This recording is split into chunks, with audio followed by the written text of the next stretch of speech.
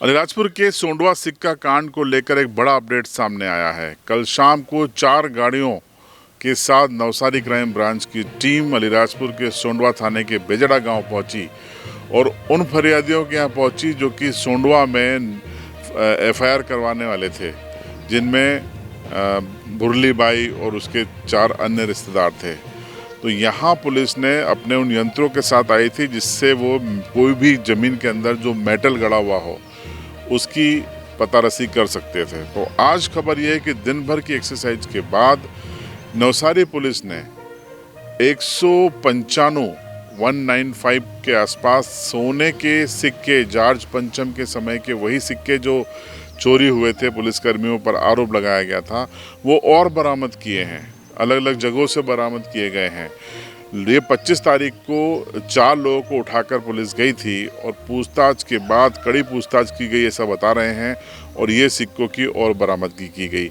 अब कहानी ये निकल के सामने आई है कि जिस जगह से काम के दौरान भुरली बाई और उसके परिजनों को ये सिक्के मिले थे, उन्होंने नवसारी में एफआईआर कराई है कि उनके यहाँ से ये चोरी करके ले जाए गए हैं। तो वहाँ पर एक अलग एफआईआर दर्ज हुई है और यहाँ पर सिक्कों की बरामदगी हो रही है।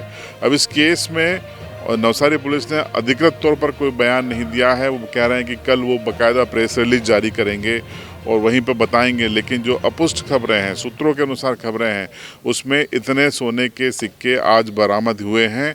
ये वो सिक्के नहीं हैं जो 220 सिक्के, 240 सिक्के चोरी करने का सोंडवा के तत्कालीन टीआई और 3 अन्य पुलिसकर्मियों पर आरोप है। ये उससे हटकर अन्य सिक्के हैं जो नवसारी पुलिस के अनुसार यहाँ पर और छिपा के रखे गए थे। खबर ये भी है कि उमराली से किसी सोना चांदी के व्यापारी को भी पूछताछ के लिए नवसारी पुलिस ने उठाया है।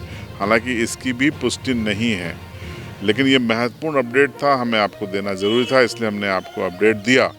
तो अब इस पूरे मामले में कानूनी तौर पर ट्विस्ट सामने आ गया है।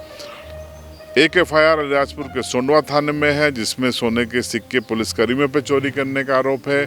अब एक नई एफआईआर गुजरात के नवसारी में है जहां पर जो यहाँ के फरियादी हैं उन पर चोरी करने का आरोप है।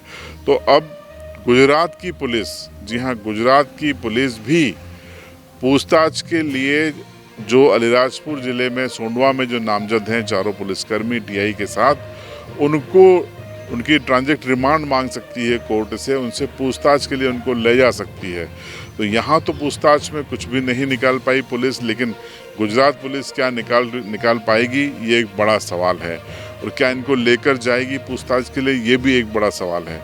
और क्या ये 2 जगह एक मामले की एफआईआर हो जाने से केस के स्टेटस पे क्या प्रभाव पड़ेगा और इसका फ़ायदा किसको होगा, किसको नुकसान होगा, इसका हमको इंतज़ार करना पड़ेगा। कुछ ही दिनों में तस्वीर साफ होगी गुजरात पुलिस के इन्वेस्टिगेशन से।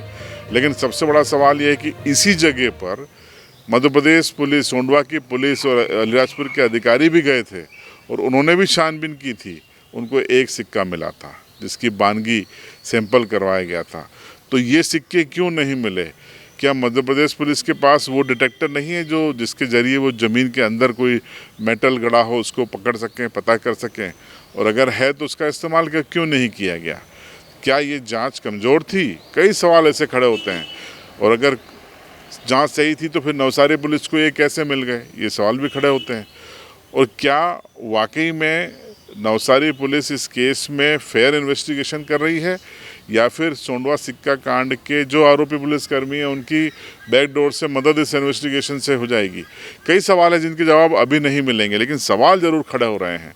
हम भी खड़े कर रहे हैं, आपके मन में भी हो सकते हैं। आपके मन में क्या सवाल है, कमेंट बॉक्स में ज़रूर बताएं और इस पर जो भी ताज़ा अपडेट आएगी वो हम आपको ज़रूर बताएंगे। इंतज़ार कीजिए कल तक।